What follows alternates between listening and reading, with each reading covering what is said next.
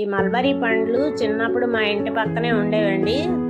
తోట వేశారు కానీ అవి పట్టు పురుగులు ఈ ఆకులైతే మేతగా వేసేవాళ్ళు. పట్టు పురుగుల కోసం తోట వేశారనమాట.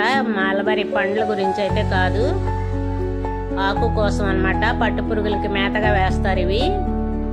అలాగా దీనిలో ఉన్న ఔషధ గుణాలన్నీ మాకు అప్పుడు తెలియదు. చిన్నప్పుడు మేము మా ఇంటి పక్కనే ఉండేది కానీ ఎందుకు ఎవరు ఏం చెప్పలేదు. కానీ మేము కొంచెం తిని చూసాము, ఒక 2-3 గుత్తులు అలా కోసుకొని. బాగానే టేస్ట్ బాగుంది కాబట్టి తినేవాళ్ళం.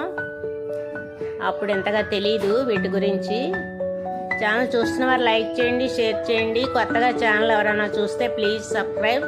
ఈ నేను ఒక్క కొమ్మ తీసుకొచ్చి పెట్టాను మా ఊర్లో.